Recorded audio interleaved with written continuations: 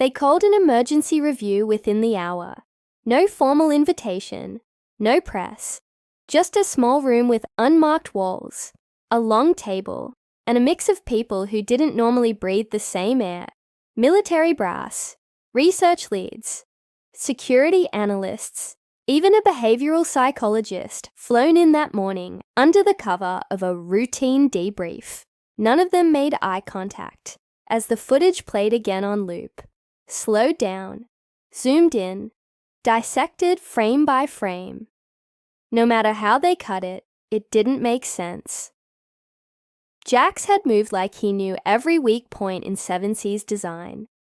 Not just structurally, but behaviorally. He anticipated it before it even made a move. You couldn't train that, not with the limited access he'd had, not in the time he'd been with the program, which led to the bigger problem. No one really knew how long Jax had been in the system. His file said 6 months, inserted by central allocation after passing every advanced combat screen. But something about that didn't track. He had no former unit, no flagged incidents, no history of injury or trauma, the kind of blank slate that didn't exist anymore. Not in a world where everyone's fingerprints were scanned before they could buy a carton of milk. The psychologist leaned forward. Has he said anything since? One of the handlers shook his head. Not yet. He went back to the dorms, took a shower, logged for sleep. Logged? The colonel asked. Yeah, like, he literally filled out his rest schedule on the tablet. No unusual activity. Except crushing a predator unit in 12 seconds. Someone muttered. There was a long silence. The research lead finally spoke up. We're missing something. He tapped the screen, bringing up the motion analysis again. Look at the stance. Here, right before impact. That isn't basic military. That's hybrid. Bits of Crave, some Systema, even old-school Okinawan striking, but fluid, not stitched together. It's instinctual. That takes decades. Or conditioning. Someone across the table frowned. Are you suggesting he was engineered? I'm saying we might not have trained him. The scientist replied. Someone else did. Someone very precise. And we have no idea what their objective was. Outside that room, the base kept moving like nothing happened. Lunch schedules were kept. Machines hummed along. But beneath it all, a current of unease was spreading. Word had gotten out. Quietly, in snippets. A few guards whispering over coffee. 2 medics watching the playback in an unmarked corner. They didn't have to say it out loud. You could feel it in the air. They weren't afraid of the machines. Anymore. They were afraid of him. And Jax? He slept through most of it. By the time he opened his eyes the next morning, a shadow team had already been assigned to track him discreetly. One of them was embedded into his breakfast rotation.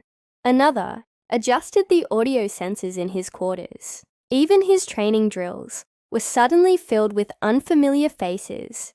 Evaluators pretending to be trainees, hoping to catch a slip, a flaw, a pattern. He didn't give them one. In fact, Jax barely spoke at all that week. He trained, he logged, his meals.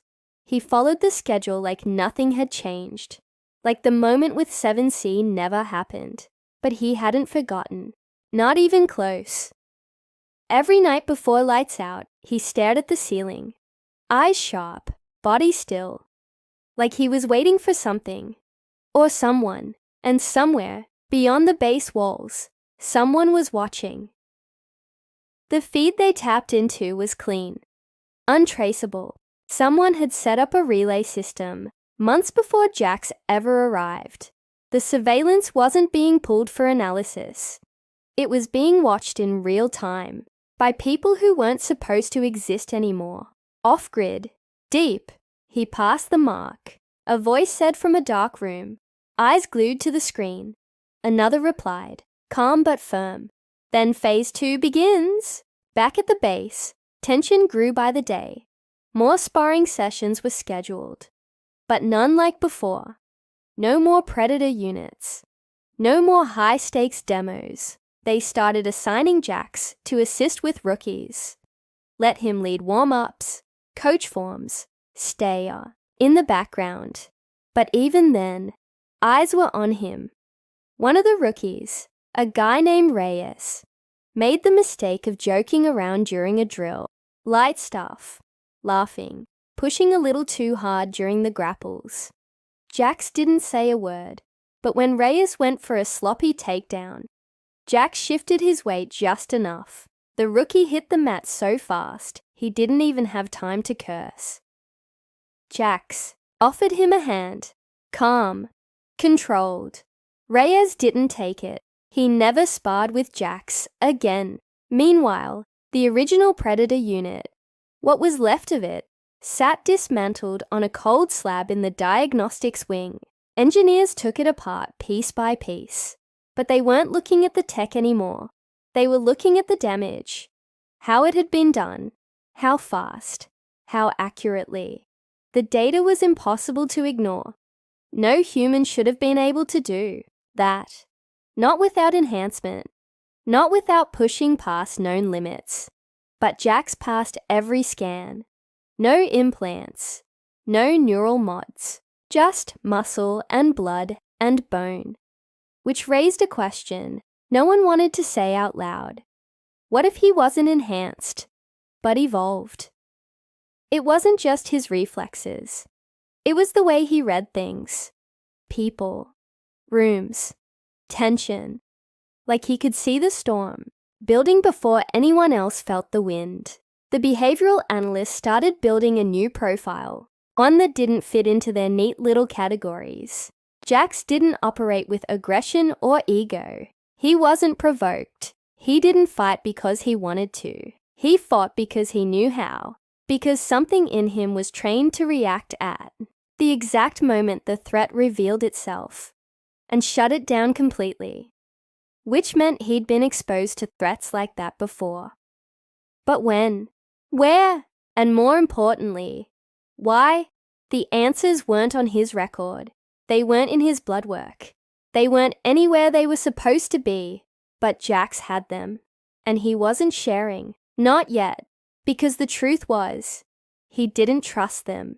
He knew they were watching. He knew the new trainees weren't real. He recognized the behavioral cues, the pressure questions during debriefs, the offhand comments meant to provoke a reaction.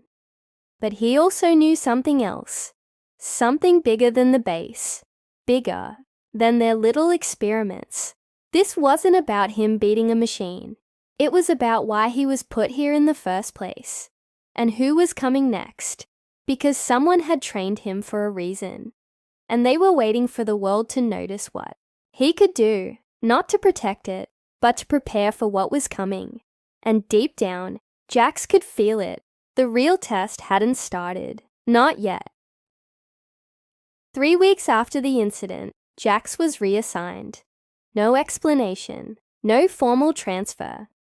Just a quiet order slid under his door at 04 UMC. The kind that didn't need questions, just obedience. Pack light, report to Hangar 12, no return scheduled. It was the kind of message that usually meant one thing. You weren't coming back the same. Hangar 12 wasn't part of the main base map. It was old, isolated, and technically decommissioned after a containment breach 5 years ago. That's what the report said anyway. But when Jax arrived, the doors opened like someone had been expecting him for a long time. Inside, it looked more like a lab than a hangar. Clean, silent, and filled with people who didn't wear uniforms. Just badges with black stripes across the names. They didn't greet him. They scanned him. No words, no nods. Just red lights flashing green one after another. Then a voice from above. "This way, Jax." It echoed like it was coming from nowhere and everywhere. He followed it without hesitation. Down a narrow corridor that felt too long and too cold. At the end of it stood a room with one table, 2 chairs, and a single monitor, already flickering to life. On the screen, a woman's face appeared. Sharp eyes, tight expression. No background behind her, just darkness. "You know why you're here," she said. Jax didn't respond. She studied him a moment longer, then leaned slightly forward, like she could see through him. "We didn't build you. That much is clear. But you're connected to something we've been tracking. We want to know what that is." Still nothing. She smiled, but it didn't reach her eyes. "Let me show you something." The screen shifted. A new feed appeared. Surveillance footage. Grainy, time-stamped from a different facility. A different continent. In the frame, another unit, another sparring room. But this one ended differently. The human on screen wasn't Jax, but he moved like him. Fast, deliberate, and he won. Not by outmuscling the machine, but by knowing it too well, predicting every move, and then vanishing before security could reach him. The screen went dark again. "We've found 5 others," she said quietly. "All different backgrounds, different faces, but the same fighting pattern, same instincts, same refusal to engage with any authority." Jax met her eyes. For the first time, calm, cold.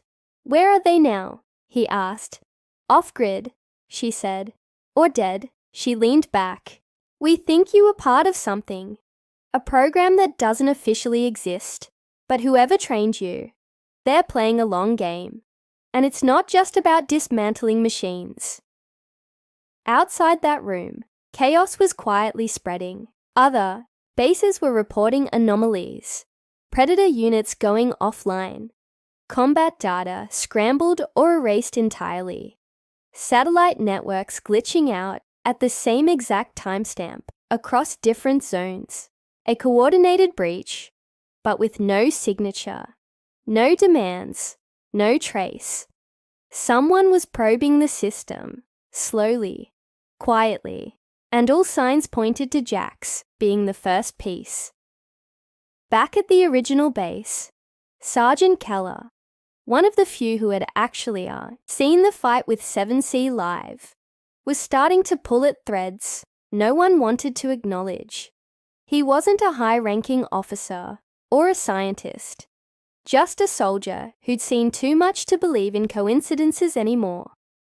He started reviewing personnel, logs, digging through locked files, cross-checking entry records from 6 months ago, when Jax was assigned. What he found didn't make sense. There was no handoff from Central, no digital signature, no transportation manifest. It was like Jax had appeared out of thin air. Keller took the findings to his CO. That was a mistake. The next morning, he was reassigned. No explanation, no contact, just gone. Which only confirmed what he already suspected. Someone high up knew, and they were trying to bury it.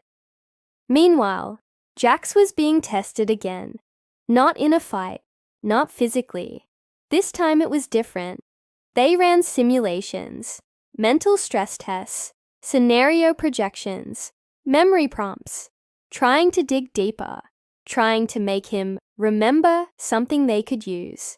But Jax knew the game. Every scenario they gave him, he rewrote from the inside, not sabotaging them, just bending them, turning their questions into mirrors, never revealing too much, never slipping, but something did start to come back. Not a full memory, just flashes, a hallway made of black stone, a voice whispering commands, not in words, but in intention, and a symbol carved into a door, one he'd never seen before in waking life, but felt tied to something older than machines or military contracts. He didn't tell them about it, but he knew they saw it in his neural response data, which is probably why they stopped the simulations after that.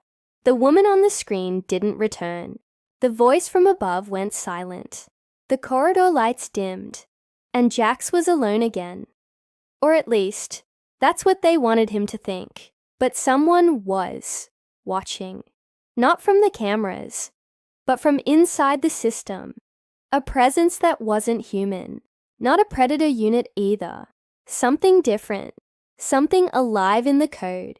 He noticed it one night when the lights flickered in sequence.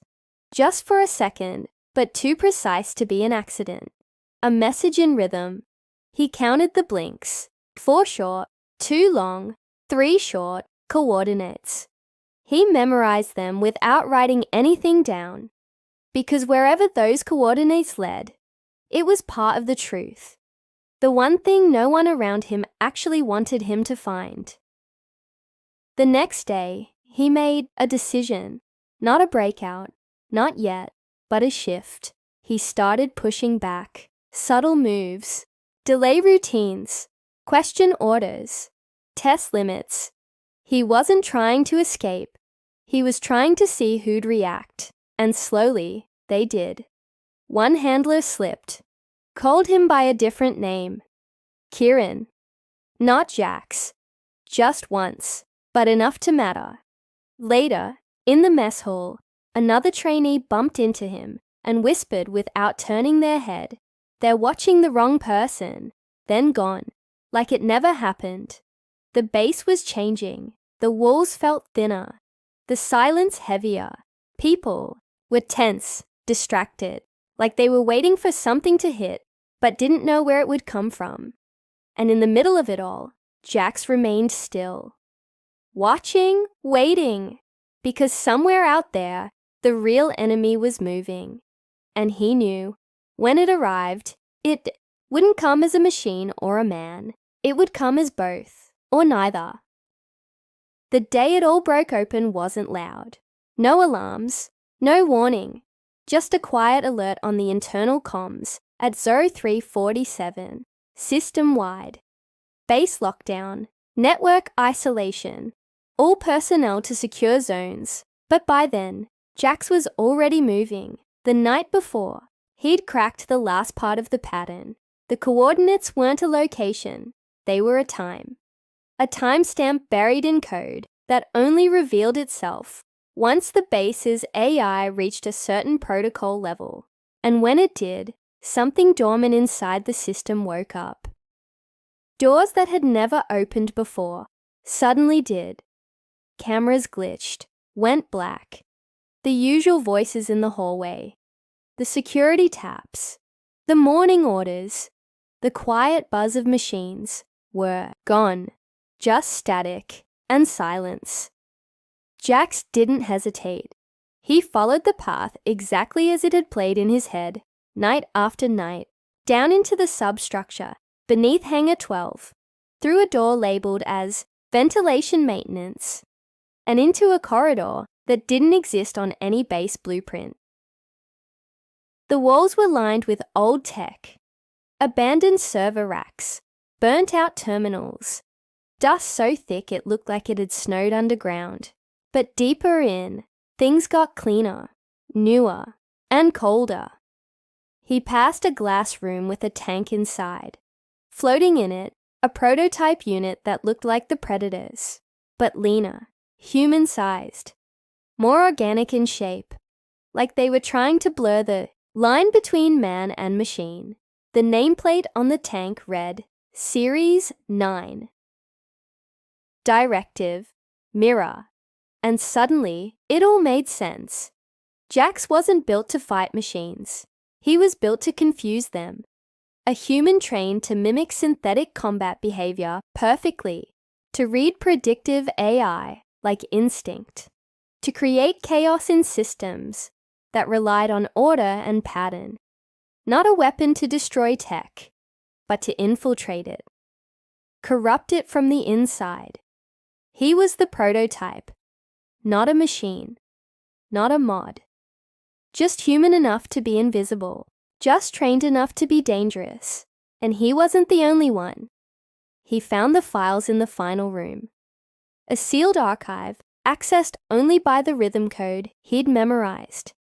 Inside, full histories, names, locations, assignments, 6 others before him. Some lost in testing, some buried under other names. One that stood out, Kieran Holden. The name the handler had accidentally used. That was him, his real name.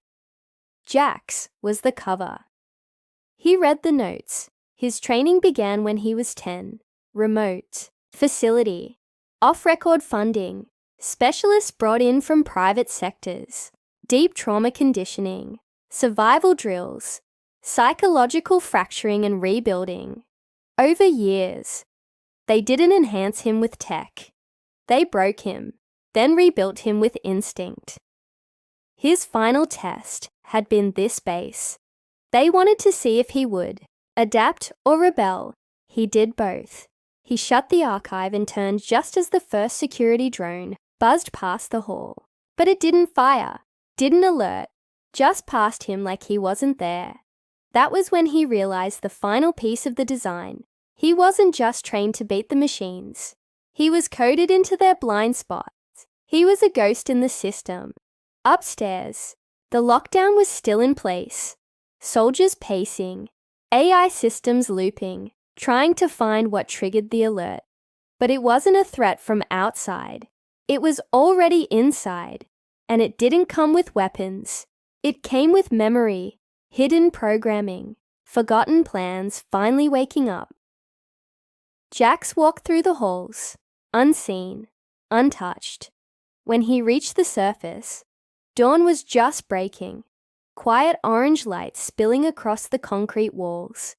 He didn't run. He didn't sneak. He just walked to the perimeter gate, like he belonged there. And when he reached it, the cameras turned away. The gate opened, and he left. No one followed.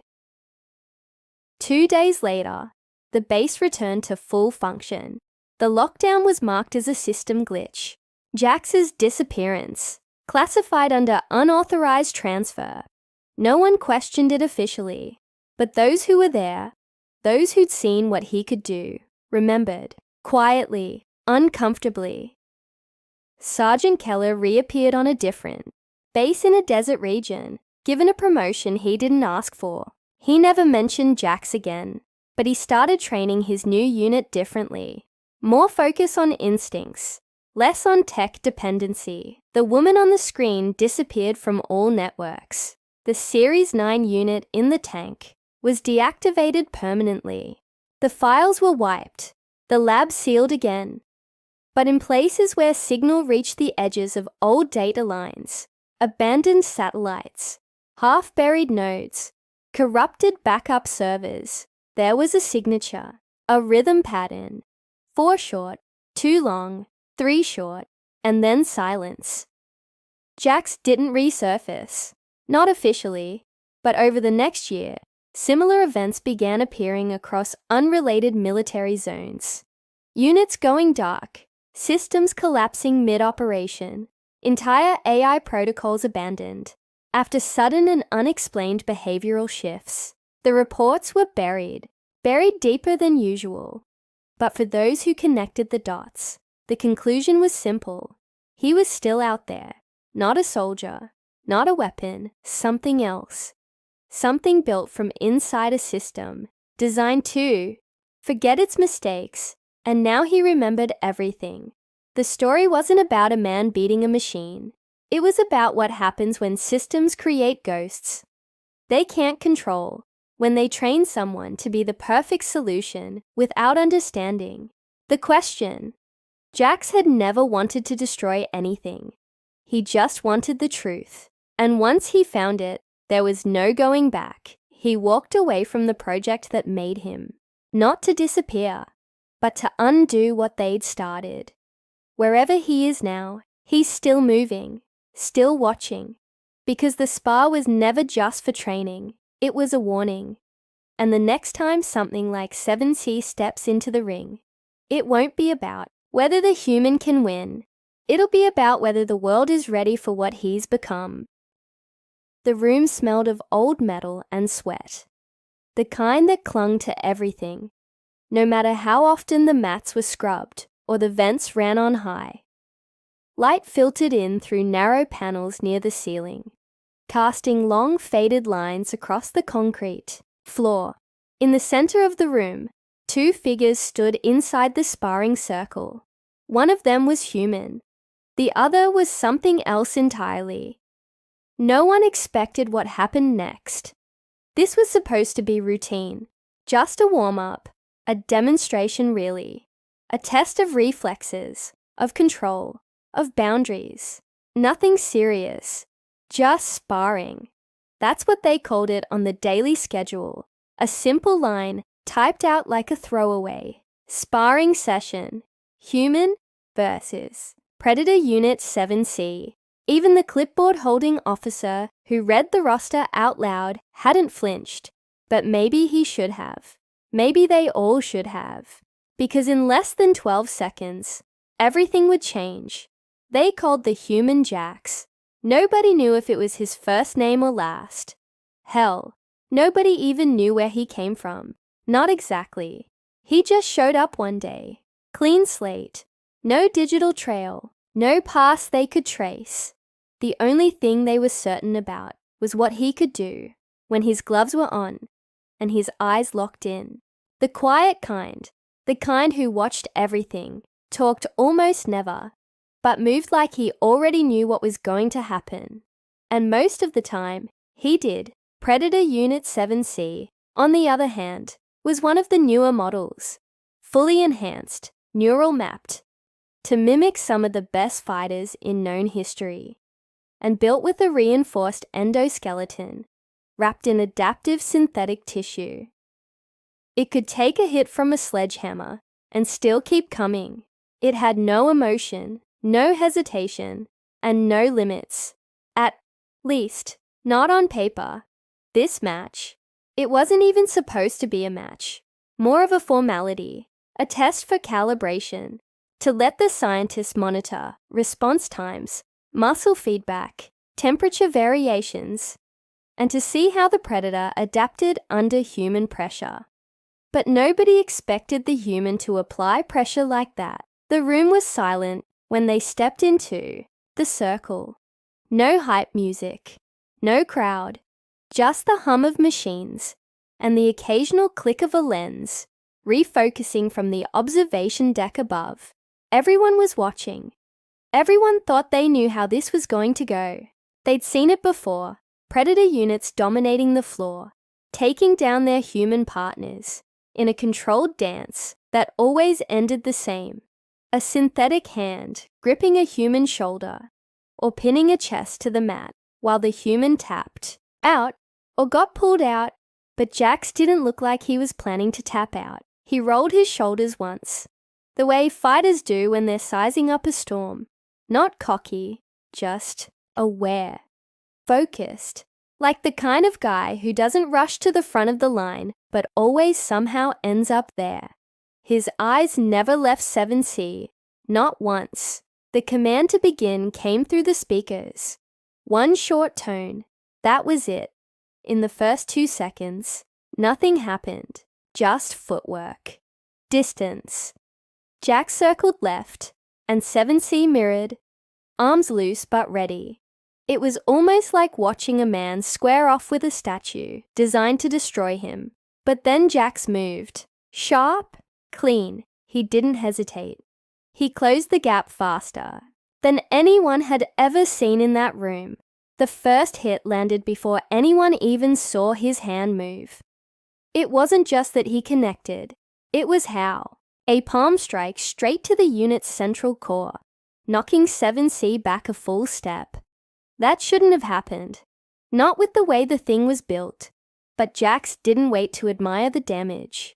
He was already moving again, inside the predator's guard, striking low, then high, pivoting out before 7C could recover. The room erupted, not with sound, but with confusion.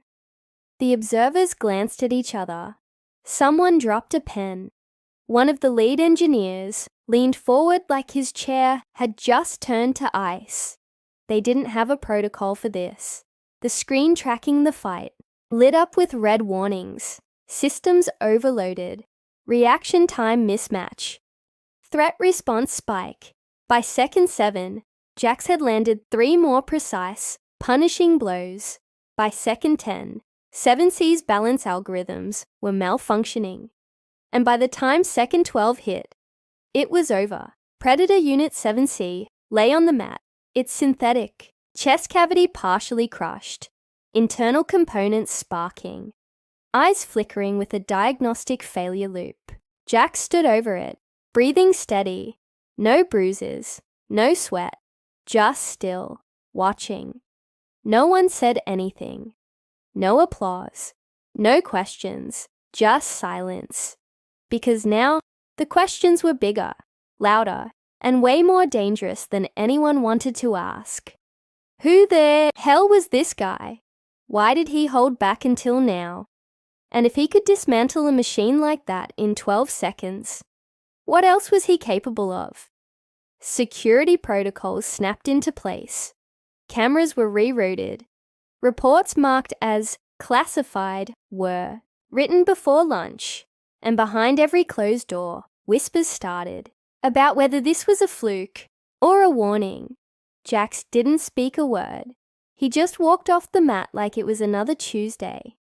But everyone watching knew something had shifted. Something they couldn't name yet. Something they couldn't control.